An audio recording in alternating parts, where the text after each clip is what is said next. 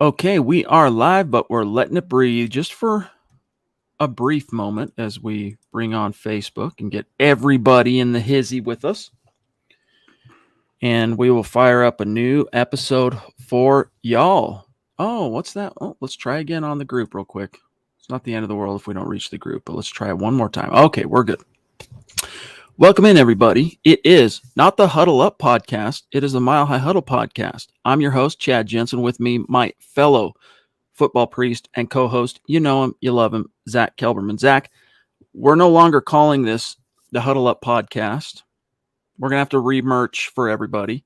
We're calling it the Mile High Huddle podcast because why, Zack? Why are we rebranding the name of our podcast? Well, as you explained to me, there's impersonators out there, a lot of podcasts that are called the Huddle Up Podcast, but we think of ourselves as the flagship podcast of the MHH network. And so we're the Mile High Huddle Podcast now. I think it makes sense. I think everyone will be supportive. I like the name change personally. I'm happy to announce it to y'all and let us know what you think. Hopefully it's thumbs up. The other big reason why is we told you when we relinquished our Wednesday night show that we have been doing for 3 years now, that it would be temporarily less Chad and Zack, but in the long run, you would end up getting more Chad and Zack. Well, we're happy to announce, we're really excited. All right. Starting in July, you're going to get 5 additional hours of Chad and Zack each and every week on Mile High Sports Radio. All right. We're going to be doing a terrestrial radio show in Denver. And I understand so many of our great listeners and members of this community don't live locally, but it's all good. Broncos country, it's not a geographic location. It is a state of being. You're going to have ways to listen. We're going to make sure that you can listen on demand. But Zack, we're going to be launching a show 2 p.m. Monday through Friday on Denver Terrestrial Radio, Mile High Sports. It's going to be a gas. And so we're weaving the brand together. We don't want it to be confusing. Huddle Up Pod over here, Mile High Huddle Radio over there. It's going to be one thing. Yeah, super pumped about it. And now that we can let the cat out of the bag, I can say either you're welcome or I'm sorry for 5 additional hours of Chad and Zack per week. But Chad and I are very, very pumped to do this. We hope you'll join us along for the ride. And even if you're out of market, by the way, on Twitter, there's ways to listen to the station out of market. So if you want to find us, you can find us. We're looking forward to getting started next month. And yeah, pumped. It's going to be a gas. We're really excited, and it's a little bit for some people. I think mostly it's the people that are maybe in the biz that might be a little bit confused by it, because technically on the blogging side of things and the podcast side of things, we compete with Mile High Sports. They're our competitor, but terrestrial radio and radio in general, not so. So we're going to basically be teaming up with Mile High Sports only in the sense of we're going to be broadcasting a show every single day, every single weekday, starting in July. And Zack, what better year to dip our big toe? Let's say we're not dipping our big, we're jumping with both feet into radio. Oh yeah. What better summer, what better, year to do that than this one, where you've had 6 seasons of wandering the NFL desert, depredations, losses piling up, but no more. The Denver Broncos, with Russ, they're obsessed with winning, and we're going to be there. We're going to keep doing our podcasts every night, Sunday, Monday, Thursday. We're going to be coming to you, the Mile High Huddle podcast, here on YouTube, here on Facebook, Twitch, Twitter, all that. But we're going to supplement that, Zack, with every single weekday at 2 p.m. on Mile High Sports Radio. We're not dipping our toe in. We're belly flopping into the deep end. No doggy paddling, no water wings. We're splashing around in that pool, and that's what Russell Wilson makes us want to do, and Nathaniel Hackett and the culture around the Broncos. Now, we'll get into it because the Broncos had their pressers after day 1 of mandatory minicamp. We wanted to bring you guys that announcement because we've been teasing it for quite a while, but Chad and I are stoked with a capital S to get going next month. Mile High Sports Radio meets Mile High Huddle. We're going to be competing with the big boys of Denver radio right smack dab in the middle of the workday. So those of you who are in Denver and the greater surrounding area, you can look forward to listening to that live. And then everybody else, we're going to be pointing you on how to listen on demand. You're going to basically get 1 hour per day of additional podcast content. So Mile High Mike, as long as it's you two, the name of the show doesn't matter. That's what we're saying, bro. But see, you're already in the inner sanctum. You're already in the family. So for people that we're going to be reaching on the terrestrial side who maybe have never heard of Mile High Huddle, they're driving in their car, right? They're on their way back from lunch and they turn on Mile High Sports and they hear two dudes named Chad and Zach. They don't necessarily know about that. So that's why we're going to unify the names and make it easy to connect those dots for people. Yeah, it's going to be so fun. And like I said, any even at a market fan can still tune in and watch us. And just know that if you like us in the visual form, you'll like us even more in the audio only form. And we're excited to bring it to you. Definitely. Oh, dude, up. We're going to throw down. It's going to be dope. Zach, we can continue to talk about this a little bit as we stretch further into tonight's show, but let's talk about first things first today. And thank you, John. Thanks, John. Today, the Denver Broncos convened for mandatory minicamp, and it's really, this minicamp punctuates the off-season program. Like it's after this, it's over. They go on vacation. They'll circle back for training camp. What did you learn from, first of all, the intensity today skyrocketed? I mean, it was tooth and nail out there. I mean, they weren't hitting.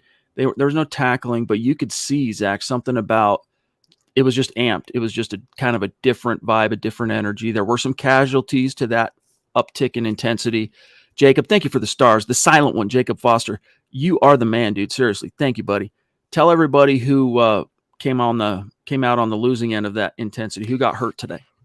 Well, first of all, I want to mention a quote from Baron Browning from a few weeks ago where he said, with Russell Wilson, every practice is really a game. And that's the level of intensity now in Dove Valley when they go 11 on 11s for team drills. It really is like a game. And the intensity, as Chad said, was definitely ratcheted up a few levels today. I'll get into that in a second. Unfortunately, there was one casualty that we know of so far. All I wanted was no injuries. I crossed my fingers. I knocked wood. Didn't help things. Tyree Cleveland, wide receiver, third-year receiver, carted off the field with an apparent right leg injury. He was down for a substantial amount of time, getting medical attention, eventually carted for further examination. Nathaniel Hackett had no update on his progress. They're still evaluating it. Didn't look good. Teammates were patting him on the back, reportedly. And Hackett said he hopes it's good news because he's done a hell of a job this offseason, Tyree Cleveland has. But usually, Chad, when a cart comes out in practice, not the greatest sign. So we hope for good news for Tyree Cleveland. Absolutely. As for your heart goes out to him, for any player that goes down like that, especially a bubble guy like Tyree, whose spot on this roster in particular was not guaranteed. For the Broncos, and again, knocking on wood, but if it does turn out, Zach, to be the worst case scenario, or even a scenario in which he's going to miss significant time, Broncos are going to be okay because they drafted a new returner by the name of Montreal Washington in the 5th round, and wide receiver is arguably their deepest position. So it's a bummer. We hate to see it. It's part of the game, though. It's part of, when you open up the faucet and that intensity pours out at the level that it did. I mean, it's going to happen. There will be casualties. We hope, though, it's minor. It's more of a bummer for Tyree than it is the Broncos. He, like you said, he is a bubble guy. And even though he was usurped on the wide receiver depth chart, he was really making waves on special teams. And Dwayne Stukes singled him out specifically and said there's two guys that are core special teamers. He said this in April, Aaron Patrick and Tyree Cleveland. So it sucks for him to lose that opportunity. And as I wrote in the story today, any extended absence would likely torpedo his odds of making the 53-man roster. But for the Broncos, it's, what do you say, Chad? Water off a duck's back? I mean, really, if they can withstand a loss at any position, it's wide receiver. They have guys like Seth Williams. They have guys like Travis Fulgham they're high on. They have Kendall Hinton who's making plays in OTAs. So it sucks for Tyree, but for the Broncos, they can move forward still. Yeah, that's a Mark Jensenism. My dad, that's one of his little phrases. Water off a duck's back. The GOAT. Phil McLaughlin, thank you, buddy. Mark Jensen. Really appreciate Shut up, Alexa. Heck? That was weird. Anyway, we appreciate you, Phil. Seriously. Yeah, I mean, it's cool to have our what we do. It's going to be it's on a different platform. It's going to be radio. But at the end of the day, one of the things that made it kind of a no-brainer for Zach and I is it's the same thing we are doing every day. It's no problem. It's no big change. It's other than committing the time to it, which, hey, if your show starts at 2 p.m. on terrestrial radio, you can't be showing up at 2:15, like some podcast on the MHH network just has this terrible habit of doing. Ooh. We'll be there. We'll be there sharp. Trust. We will be. But it's basically just us doing our thing, middle of the day. We wanted to start with 1 hour just because of the time commitment, because we're already so busy with what we do with Mile High Huddle, from writing and editing articles, making videos, doing the podcasts. It's a full-time consuming gig for Zach and myself. And so we wanted to start with an hour, but if it ends up being something that we really, really like and enjoy, and we can see the benefit, we could potentially increase that every single day. And thank you, GLP. You the man. Looking forward to your new show. He says, thank you, buddy. We do appreciate that, bro. Listen, man, I can talk freaking Broncos in my sleep, and I'm pretty sure I have. There's veritable evidence for that. So it's an hour a day that we get to talk more Broncos football. You and I get to hang out, Chad, for an extra hour a day. I'm looking forward to it. Hopefully, you guys will tune in and like the product as well. It's going to be dope. Speaking of dope, we've got Kenny Booker. Started as a Super Chat superstar, became a staff writer. Then he had to resign as a staff writer at Mile High Huddle because he's got some big things going on with his career, which I'm not going to, a lot of people know what Kenny does, but still, we're stoked that Kenny sticks around. He's still contributing to the conversation. He's even throwing down super chats. He's ride or die. We love you. We miss you. We're glad we get a chance to catch up with you, though, in these podcasts, buddy. He says, what is Wilson's chance of winning MVP, and what do his stats have to be to win? I'm saying 33% chance, and he will need 42 tutties and 8 picks. What say you, Zach? I don't know. When you play in a league with Aaron Rodgers and Patrick Mahomes and Josh Allen, these guys are machines. And it's more so what is the Broncos record than just Wilson's stats. Because if the Broncos go 15-2, but Wilson has those numbers, he probably has a pretty good shot. But if they go 11-6 and he has those numbers, well, it's not going to look too favorably for him. I don't know. I think 33% is a good odd for Russell Wilson, because it's not, the expected, it's not the probability that he's going to win MVP, because I don't expect him to win that award. A lot would have to go right. But 42 touchdowns and 8 picks, that will for sure get him into the conversation. And Chad, I'm going to sign up for that all day, every day. 42 and 8, that ratio, it's a lot of winning football for the Broncos. MVP or no MVP, I'll take it. Dude, his weapons, he's had some talent at different periods in Seattle. He's never had the supporting cast offensively around him as a quarterback that he has now in Denver. As you can see here, now this is a couple of weeks old news, so the odds may have fluctuated a little bit according to SI Gambling. But when it comes to the MVP race, Wilson tied with Matthew Stafford at plus 1,400 odds for the 7th best odds of winning MVP. It would be quite the feat for Wilson, as he has never won the MVP over his 10-year career, despite being selected to the Pro Bowl in all but one season, leading his team to the playoffs in 8 of them. So 33%, I don't think he has a 33% chance of winning MVP. Like, I think I would say it's more like 20% chance. But what those numbers that you dropped there, KB, I think that's right in the pocket of what it's going to take. And, the storylines are going to be so pervasive this year, Zach. I mean, as evidenced by NFL wants to see if this is going to work, as evidenced by their 5 NFL primetime games on the schedule this year. So if he can make some hay, and I think he will, that MVP cachet, I think he will be able to build on that, and perhaps for the first time in his what many call a future Hall of Fame career, he might be able to put that on his resume. And 3 nationally televised preseason games. Yep. It came out today from NFL Network. So the Broncos are back. The Broncos are relevant again. And just the fact that we're talking about a Broncos quarterback maybe being in the MVP discussion, that gives me goosebumps, let alone him actually winning the award. So if he even comes close, if he's in the conversation, I'll be very happy. The Broncos will be winning football games, and it'll all be a Merry Christmas. Hey, Big Kev, big congrats to you, my friend. I'm not going to spill the beans on everything, but since we are connected on Facebook, you've had some really cool life changes of late, and congrats to you, my friend. And thank you for the super chat. He says, do you think we trade Bradley Chubb mid-season, Zach, if the other edge guys hold their own? Talk Cecil Lammey, for example. He's saying the Broncos are going to be sending edge rushers in waves, that they're deeper at edge than people realize. It's not just Randy Gregory, who was out there today in a hoodie, still recovering, no sling, still recovering from his offseason shoulder surgery. But it's not just Gregory. It's not just Chubb, Zach. It's Malik Reed, who maybe we sleep on a little too much. It's Nick Benito. It's Baron Browning running with the twos.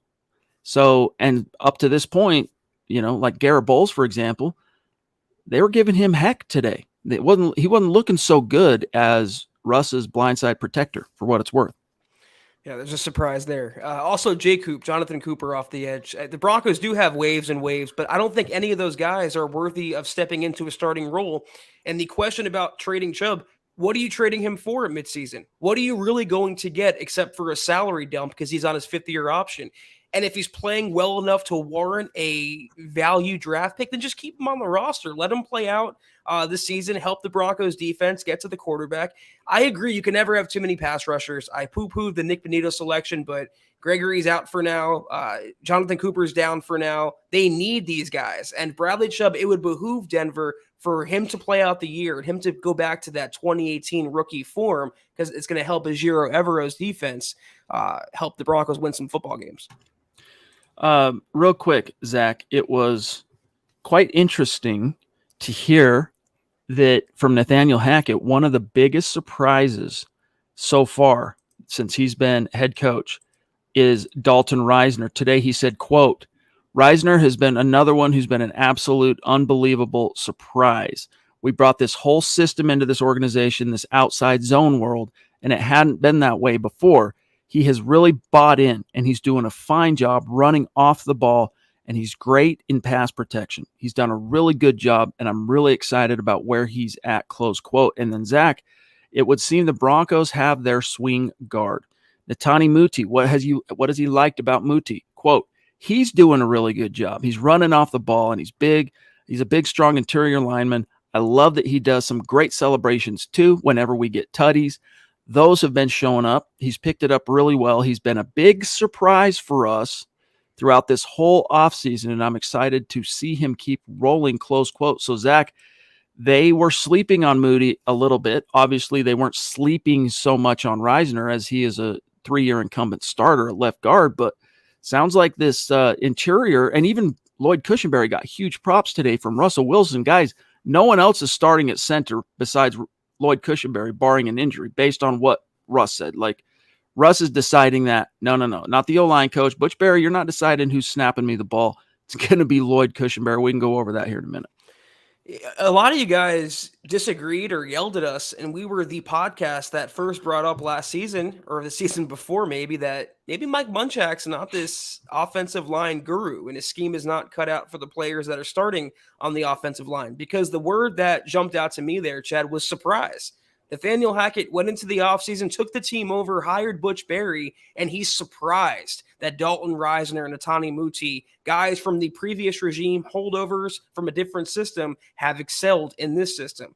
All along, we said, don't discount Lloyd Cushenberry, don't discount the incumbents, Netani Muti being the swing guy, Butch Barry's influence and what he's bringing, the different wide zone, more athletic kind of scheme that they're looking to key on. It's going to help out the Broncos players that were in the wrong scheme last year. So I like the fact that they're surprised because it, in a way, proves us right, Chad. We like being right on this podcast. Rick, appreciate you, buddy. He says, I think YouTube's algorithm, even though this comment comes from the Facebook side, for getting me into your channel, never regretted it. That's very cool. The algo bots giveth. Sometimes they taketh away, but in Rick's case, they giveth, and we're stoked. That's really cool. Yeah. Should we talk about what Russ said about Lloyd Cushenberry specifically? People are probably going like, wait, what? What was said here? Let me see if I can find the quote quickly. Here we go. So he's talking about how he defines trust, and I'll pull it up so you guys can see this a little bit, some scratch and sniff. That's what we like to do on this podcast. Make sure you guys are seeing what we see, how he defines trust. And he goes into talking about the off-season throwing sessions right after the trade was officially consummated in San Diego, and guys like Dalton Risner and Garrett Bowles showing up and whatnot. And then he talks about the rest of the guys. Cush came down to California, San Diego, with all the receivers and was snapping every day. This guy has probably snapped 800 snaps, maybe more within that little period of time. That built trust. It's effortless with me and him. I think what's really fundamental about trust is, number one, are you putting the work in?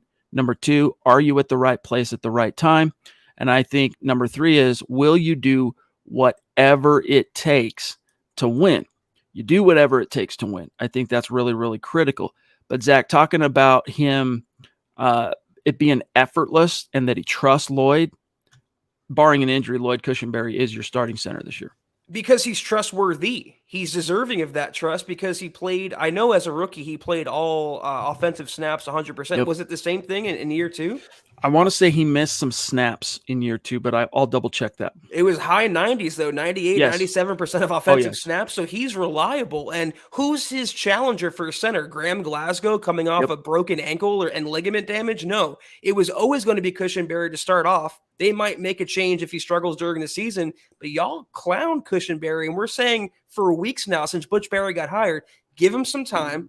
Let him acclimate. I think the scheme is better for his abilities. He showed a lot of promise, a lot of improvement last year from a rookie, and he did so under Pat Shurmur and with Vic Fangio, Drew Lock, and Teddy Bridgewater as his quarterback. That's a hard position to succeed in. And I think Russell Wilson being his quarterback now, Nathaniel Hackett being his coach now, Butch Barry as well, is going to do him a world of good. I keep forgetting that on this new desktop device, I don't have touchscreen, which is a huge bummer. We hates it, to quote Gollum. Here is some information on Lloyd. All right. He's going into his third year, and he has started it says 32 games played with the Broncos. So there were 33 though, right? Because 16 year one, 17 year two. Started all 16 games played for Denver in 2021. So he missed one, logging the most snaps, 1,039, among the team's entire offense. And then it says here, opened all 16 games for Denver as a rookie in 2020 and was one of two rookies, which includes Tampa Bay's Tristan Wirfs, in the NFL that played 100% of their team's offensive snaps. So last thing, Lloyd became the first Broncos center and just the third center in the last 5 seasons to start all 16 of his team's games as a rookie. So, hey, he got some time on task. Do I think Lloyd Cushenberry is the perfect center? No. He still needs to get stronger. I do feel like this maybe caters to his skill set a little bit more because I don't want to call him he's not soft, but he is a little bit more of a finesse type center.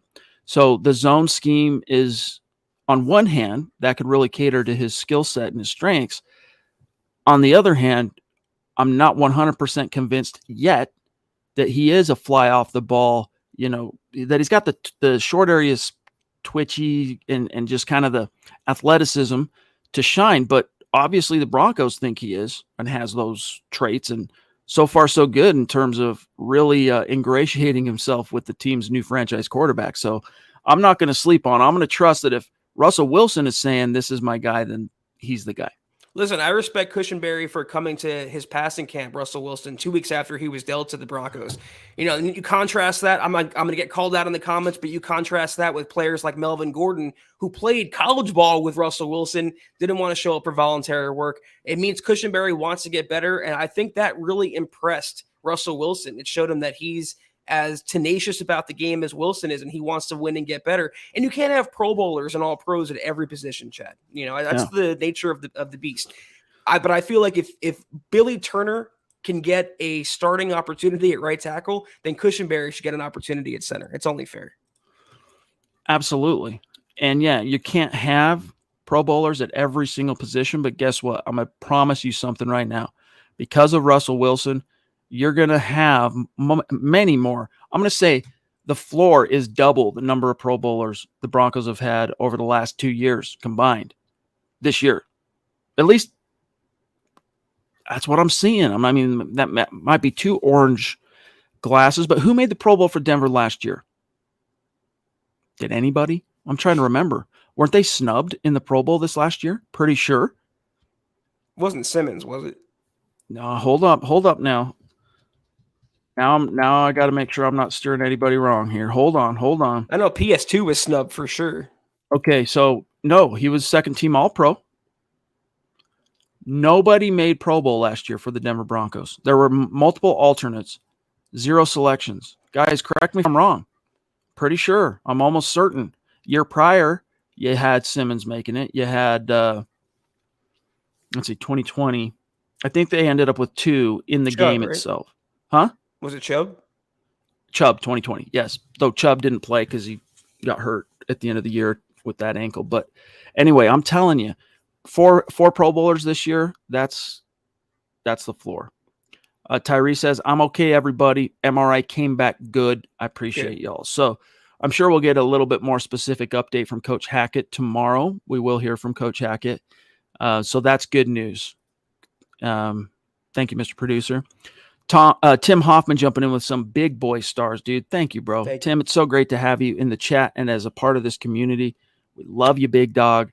He says, I can't wait to see all these new pieces in this entire organization. I'm so stoked for this season. Go Broncos and keep up the great work, guys.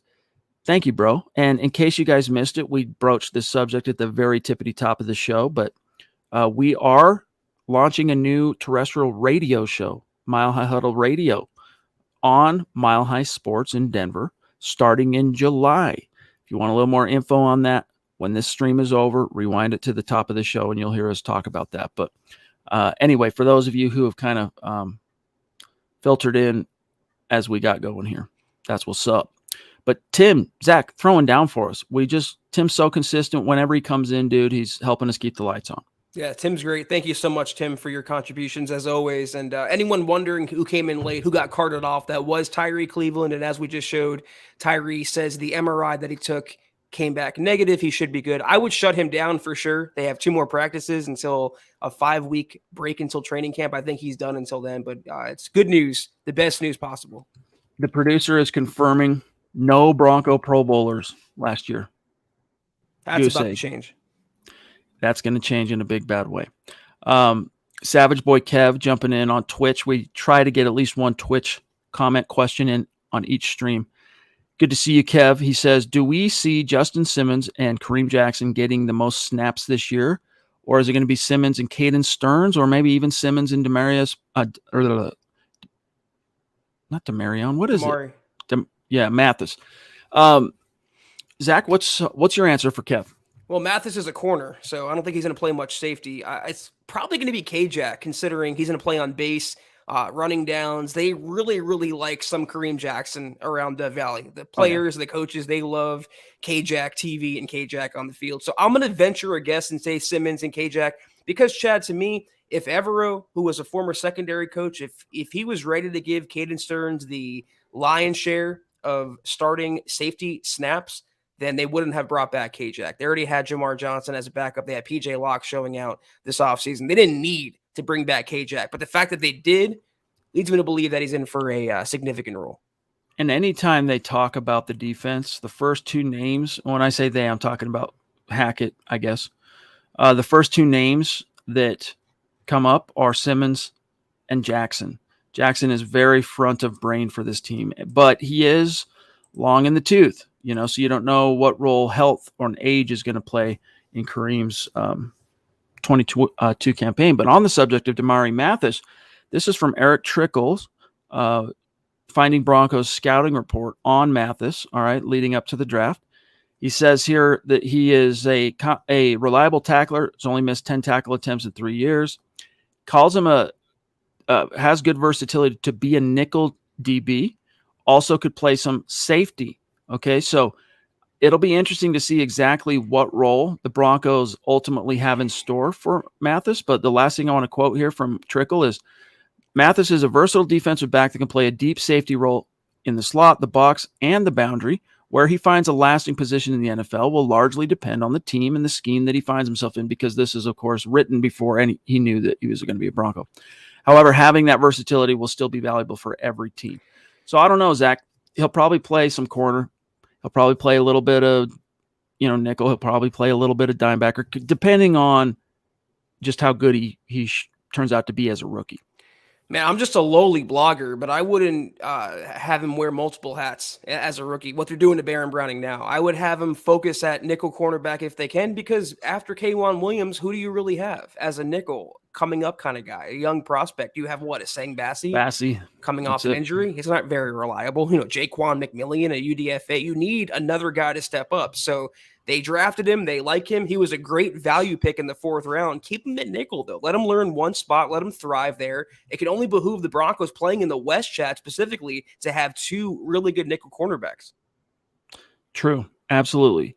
D. Porter jumping in. Thank you, buddy, for the very generous super chat, my friend. He says, hey, MHH, just stopping by to show my support.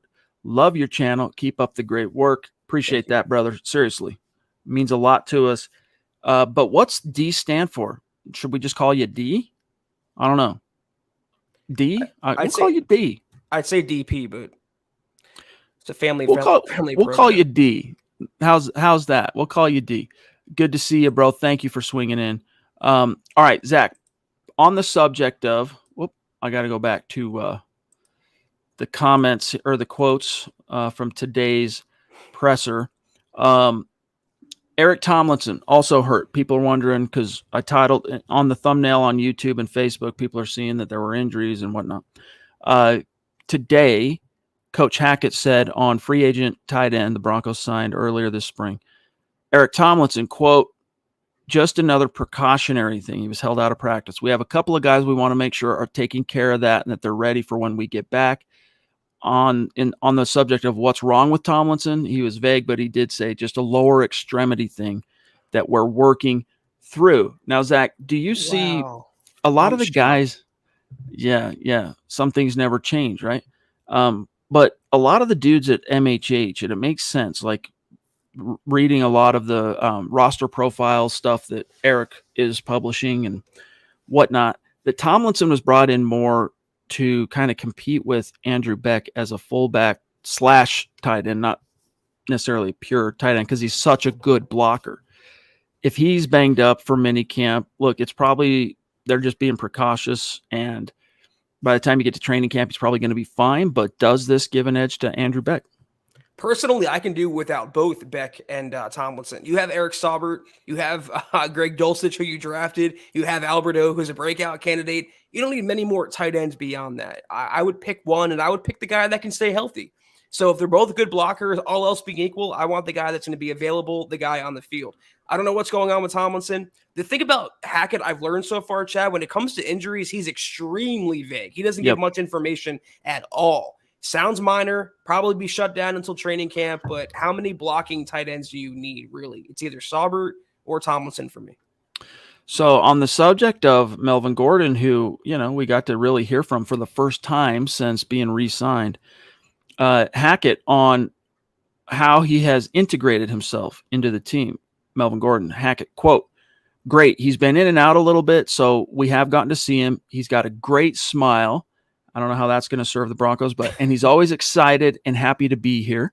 We're excited to put him in there and watch him roll. Well, how does he fit into what you're doing on offense, coach? Quote, very well. He's a spectacular running back, and he's been a great running back in this league for a long time.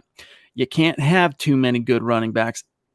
He's a powerful runner downhill, and at the same time, he has the speed to be able to stretch it in the outside zone. We're very happy to have him and happy to integrate him in, close quote. So, Zach, it sounds like Melvin is already making his presence felt a little bit. Javonte kind of snapped back to reality here. I gotta fend off the veteran. Great smile, but pretty crappy fingers. Can't hold on to a football. Notice Hackett didn't mention that. I don't, he's an offensive player. He's a former Pro Bowler. Melvin Gordon has name cachet, but to me, when you have a player like Javonte Williams, even Mike Boone today making plays at minicamp out in space, I don't know that you need a quote-unquote spectacular running back like Melvin, but more so that jumped out to me was that he said integrate. And integrate to me is a synonym for role player, committee approach. You're the 1B to Javonte's 1A. We'll see how that shakes out. But Chad, as we'll talk about, Melvin's not taking this, as he says, lying down. Yes. I wanted to get into some Gordon quotes. In fact, let's I'll be ready with this. Coming soon to milehuddle.com. Yes. I'm trying to see here. Okay, here he goes. On having to compete for the starting job. Quote, I told George Payton when I was at the table, I told him, I'm not going to lay down. I'm not going to lay down, man. I've always had the mindset that I have to go get it and that they're bringing someone in here to take your job. I know a lot of people are wanting me to take a back seat. I get it. It's been like that for a while. It was like that when I was with the Chargers. Everybody wanted Austin Eckler to start. I just come out here and do my thing. Thanks for the motivation, everybody. So we can get into more of that, but he was quite effusive with his remarks on that particular subject, Zach. He's not going to lay down. Sounds a little defensive to me, and I guess I would be too. You know, I'm getting to be over the hill if I'm Melvin Gordon. Obviously, I think my prime is in the past now. We have this young stud on the roster named Javonte Pookie Williams, and they brought me back late in the process. I'm on a 1-year prove-it deal. I guess I would be like Melvin Gordon too, but it's going to be Javonte's job by default, I think, because when they give him the first carry, Chad, and Javonte takes that first carry and breaks 3 tackles and runs for a first down, how do you take that guy off the field? How do you turn back to last year when you make it 50-50? You just can't do it. You can't. Another thing I want to touch on here is Melvin goes back a little bit with Russ because they both hail from Wisconsin, right? The Badgers and whatnot. And they were kind of two ships in the night in terms of Russ leaving about the time Melvin Gordon's star started to burn in Wisconsin. But this isn't going to be the first time he's been around Russ. So he was asked today, Melvin Gordon, about Wilson's presence and the leadership he brings. And he dropped a little anecdote that I think was quite interesting because you've heard us talk about, and this was something brought to our attention by Kim Becker, shout out, Beckoning the Broncos, Wednesday mornings. Wilson's neutral mindset, meaning he's never going to display body language that's too high, too happy-go-lucky, too exuberant, nor too low when things are bad. So keep that in mind. Here's what Gordon said, quote, on what presence and leadership Russ brings, quote, just that winner's mindset. He's always been like that. The first time I met him when he came to Wisconsin, I was like, man, he just has that winner's aura. He just carried it with him. That's just how he is. I was talking to him today, and I said, man, Russ, you're quiet. You going to smile a little bit? And he said, man, I'm just focused. And I said, okay. If that's how you're going to go about it, that's how we're going to do it. He's tapped in. He's always been like that. And we kind of need that leader around, close quote. So, to me, dude, I love it, man. Look, we might be boys. We might go back a little bit, but I'm not trying to crack jokes right now. I'm Russell Wilson. I'm trying to win a Super Bowl this year. I'm locked in. I mean, that's like almost militant. When you hear him talk about being obsessed with winning, now you're starting to kind of get an inkling of that. I mean, the dude was at Dartmouth giving a keynote address yesterday to the graduating class at Dartmouth, and then he's showing up today, of course, for mandatory minicamp, throwing down, not even going to crack a joke, smile even for his homeboy that he's known for 10 plus years because he's locked in, or as Melvin put it, he's, what was it? What was it exactly he said? He's tapped in. I find it highly telling that Melvin Gordon is surprised what a leader looks like. He's surprised what a leader looks like leading the team. He's focused, laser focused, tapped in, locked in, whatever word expression you want to use. That's what Russell Wilson is.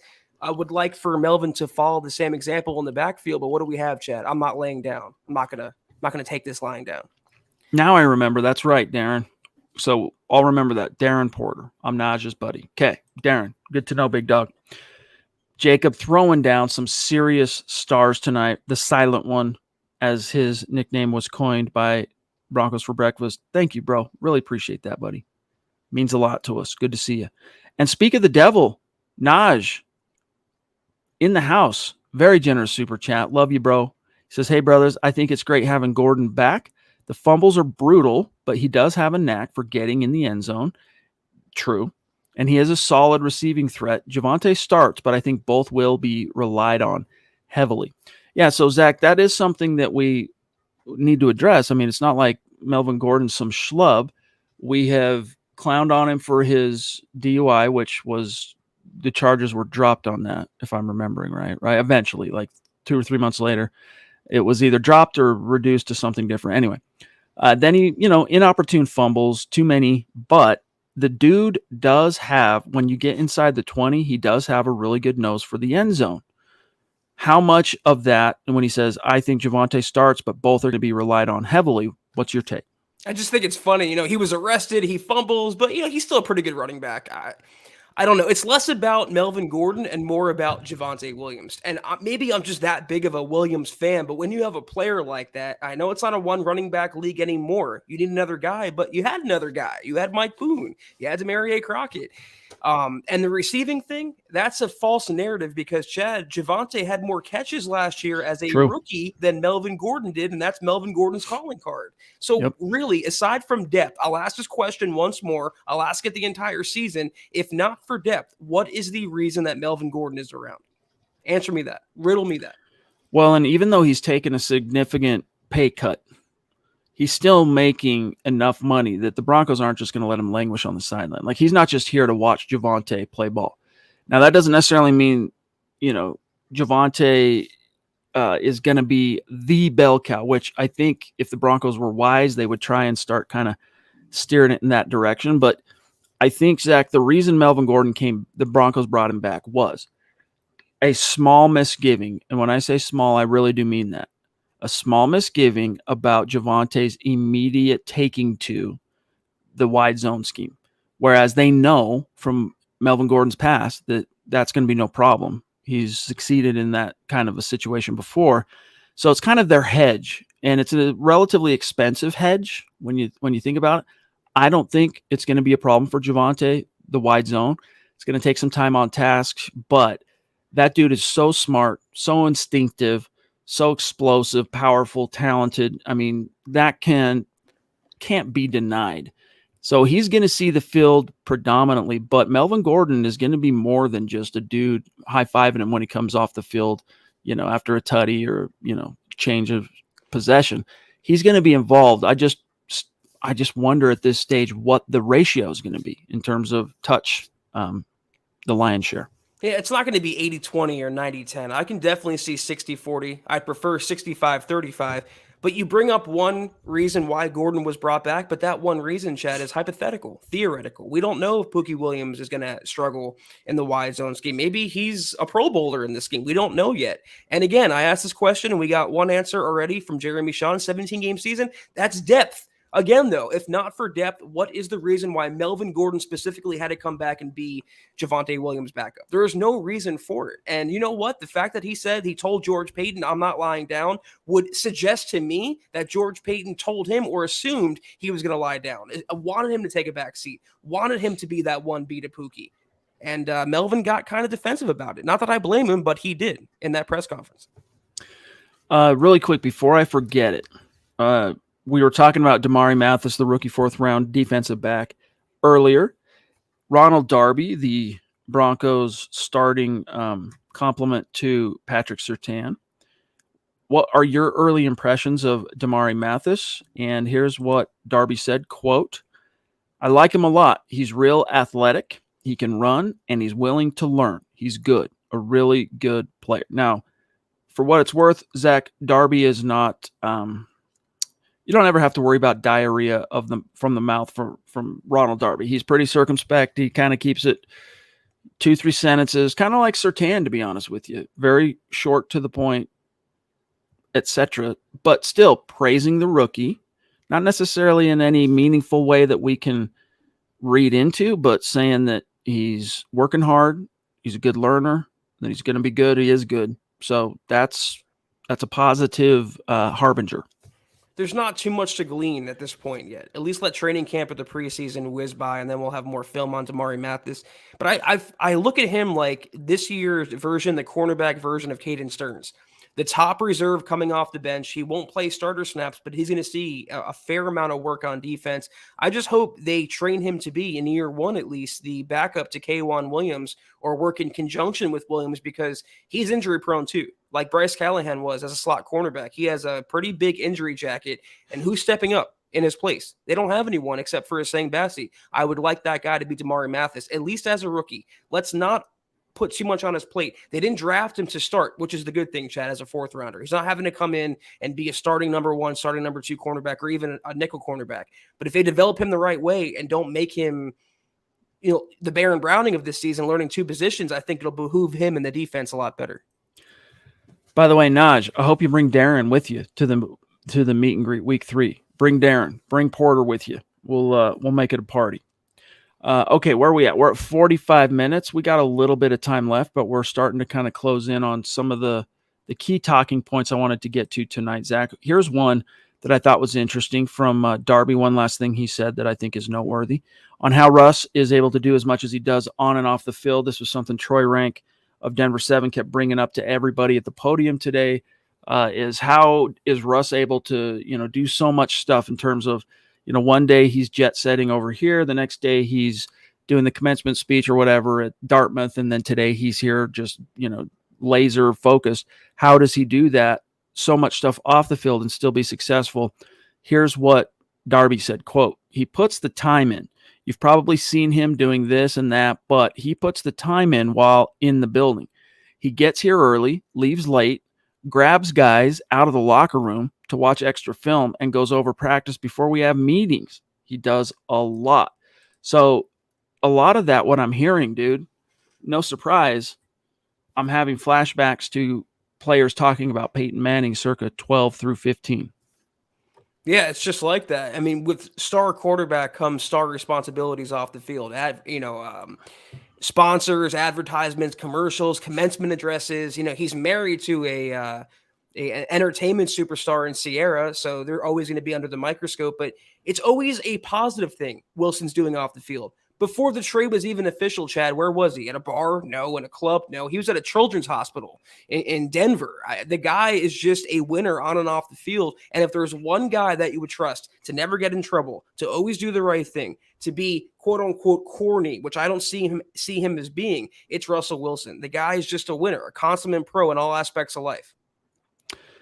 I think he's a little bit of a cheese ball, but it's a good kind of cheese, though. It's not fondue where you're scared if someone else has dipped their finger in the cheese, so you stay away. It's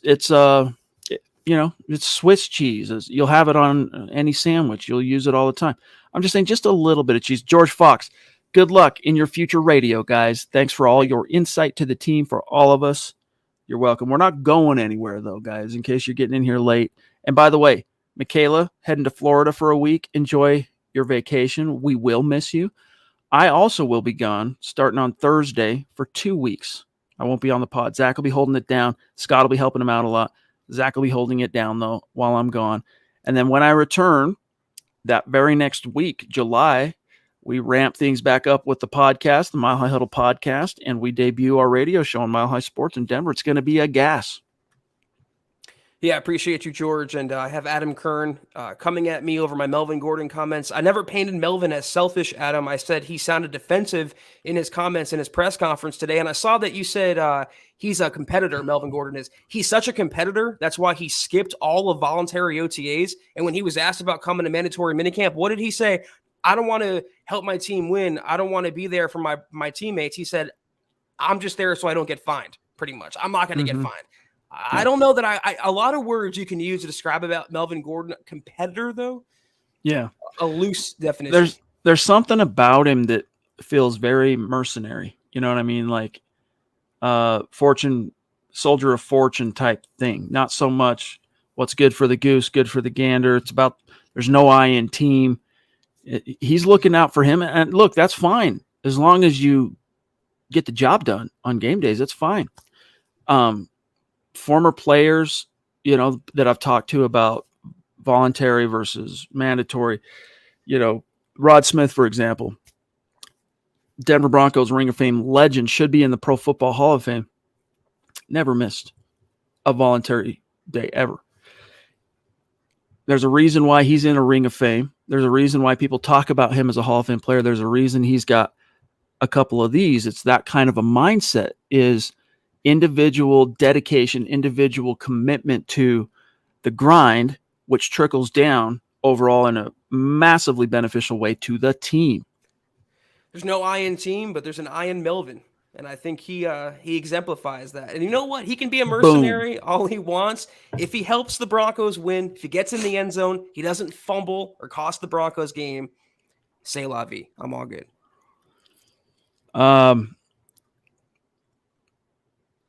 Scott, if you think it's as long as the algo bots aren't going to get us, I don't know. Is it from the podium? Okay, here we go. Russell Wilson before Sierra. Kind of, hey, what's up? Alone, minding his own biz. Oh, and kind of dressed like a dad now with Sierra. He's all dappered out for people who are listening after the fact. Yes, indeed. He should. He should. Absolutely. Well, did Good you stuff. see who he was with at the draft? I'm not going to shame anyone, but the picture went pretty viral. It's a meme now of his former, I don't know if she was his fiance, wife, girlfriend, but just like screaming in his face because he got drafted. I think he divorced her a year later, ex-wife, Yeah. and got with Sierra. So I think that was an upgrade. Michael Ronquillo, upgrading the conversation, That's right, as it were. That's Thank you, right. bro. Appreciate that. He says, great show on the Mile High Huddle. Let's ride and go Broncos. Seriously, brother. Your generosity sometimes leaves me speechless. I love you. I appreciate you down in Tucson, big dog. Hopefully, you can find your way up to the meet and greet week 3. Who knows? Maybe you end up as the name that gets drawn from the raffle. After June, July, August, we're going to take the top 5 cumulative finishers on Super Chat. Their names go into a hat. Draw one out. We're going to do this on Facebook as well. And we're going to roll out the red carpet for the meet and greet. All you would have to do is get yourself there, and we'll provide a ticket to the game. We'll provide lodgings in Denver. And, of course, we will chaperone you around. It'll be fun during the meet and greet. Hang out with us all day long. And you know what, Mike, even if it's not you that wins, I don't know who's going to win. That's all up to chance and how the competition shakes out. But I hope you try and find a way to the meet and greet, dude. It'll be fun. Yeah, thank you, Michael, for sure. And I see a question from Robot of Doom on Twitch that I want to get to. We have a few minutes left, Chad. Yeah. Robot asks, what division besides the West, the AFC West, will be the one you guys will be tuned into the most? And I'm thinking about that while you were talking, and you can make the case for any division. You know, the AFC East, I'm pretty intrigued by because Buffalo seems like the clear-cut winner, but are the Jets going to be better in year 2 under Zach Wilson? The Patriots with Mac Jones, and the Dolphins with Tua and Tyreek Hill now. I'm just going through the divisions in my head. You can make the case or storylines for all of them, like the AFC North. Kenny Pickett with the Steelers taking over for Big Ben. How is Joe Burrow going to respond after the Super Bowl? Lamar Jackson playing in what might be a contract year, or he might get a big contract. And whoever is quarterbacking the Browns in Deshaun Watson's likely absence when he gets suspended. Dude, again, tried to tell – I hate to be that guy. Told you so, Browns. But, like, people are wondering, why not just trade for him? This is exactly the worst case scenario coming to fruition. Why you avoid him. Why he should have remained toxic. No go. Do not pass go. I don't get it. But Baker Mayfield, he'll probably end up the guy with the last laugh. But, yeah, that's why, you know, like Brandon McManus said last week, the NFL is king, and it prints money. Because the storylines are always compelling, parody reigns supreme. As you just said, so many interesting and intriguing storylines to look forward to this year. Zach, you want to grab the super chat? We got the Queen blessing us with her presence. So good to see you, Christy. Thank you so much. $20 super. Thank you once again. You know we love you. She says, good luck dabbling in radio, guys. We all know it'll be awesome. Thank you for your support, Christy. You know firsthand how appreciative we are, how grateful we are. We love you. Thank you so much. Yep. Hope we see you at the meet and greet again. She came out for last year's. Hope to see you this year as well, Christy. Thank you. And hope you've enjoyed your summer and will continue to enjoy your summer. The Duchess also throwing down a super chat. Pardon me. She says, we'll miss the guys in the pod for a week. We'll try to pop in. Hey, it's all good. You go enjoy your vacation. You know, get some R&R. Recharge those batteries. I just said batteries. Recharge those batteries. And get ready for and geared up for what is going to be just a fun football season. Just curious, Michaela, what part of Florida? Because I'm from there, so always interested when people go back now. Northern, Central, Southern, let me know. But guys, thank you for tuning in to what is now known as the Mile High Huddle podcast. We're stoked for all the new developments and the way MHH continues to grow and evolve. The new shows on the channel for the podcast, from Beckoning the Broncos to Legends of Mile High to MHI moving over to Wednesday nights, and that's going to continue to evolve. And then Zach and I jumping into radio starting in July on Mile High Sports Radio, and we're still just scratching the surface. Thanks to you all. And remember, one last thing. This is the last time you guys are going to see me until maybe June 30th. That night, I might be able to, Thursday night, I might be able to pop in, but probably until first show in July. So keep coming back. Zach's going to hold down the fort. You know this, and I'll see you guys soon. Anyone who remembers the old 24/7 Facebook Live days will have that at least one day this week on Thursday. More than likely, it'll be the Zach solo show. But that was the Mile High Huddle podcast. It's going to be weird to start saying that from now on, Chad. I'll have to get used to it. Rewire my brain. Twitter handle's still the same, though. Still the same. So follow us on Twitter at Huddle Up Pod. You can follow the main account on Twitter. That remains the same at Mile High Huddle. You can follow Chad on Twitter at Chad and Jensen. You can follow myself at Kelberman NFL. You can follow Scott on Twitter at Scout Kennedy. If you guys want some merch, you know what it is, where it is, huddleuppod.com. Get your merch on as soon as you can, as soon as you want to. It's all right there. And Facebook.com/Mile High Huddle Pod. Like that page and follow that page. Guys, if you haven't, please go to Apple Podcasts and leave your football pre-save 5-star review for a chance to win some merch each and every month. But if anything, as you see ticking below you, please do these 3 things. Subscribe, like, and share this video and every video you see on the MHH channel. It really helps us grow and reach more Broncos fans just like you. I can't. It's the back end of Facebook for some reason right now is being. I need to do the shout outs. There we go. There it is. Hold on. I'm going to give the shout outs for tonight. Our great supporters on Facebook. Tim Hoffman throwing down like a boss. Big time. Jacob Foster throwing down like a boss. Phil McLaughlin, Gary Leach Palmer, and George Fox. We really appreciate each and every one of you. And then our great Super Chat superstars tonight. The ladies first. Christy, Michaela. We got Michael throwing down. We got Naj throwing down. We got Kevin throwing down. Darren. Kenny Booker throwing down. So much love and respect, you guys. We appreciate that. Seriously, especially this time of year, as slow as it is. It all adds up, helps keep the lights on. So have a great rest of your week, guys, because I'm signing off for the week. And don't forget to check out Broncos for Breakfast on the Bright. You get Building the Broncos tomorrow night. Wednesday morning, Beckoning the Broncos with Kim Becker. Wednesday night, Mile High Insiders with Luke and Nick. And then Broncos for Breakfast Thursday morning. Zach holding it down for the Mile High Huddle podcast Thursday night. And I'll see you guys probably 1st of July. Chad, have a great vacation. The rest of y'all have a great week. I'll see you Thursday. Take care. And as always, go Broncos.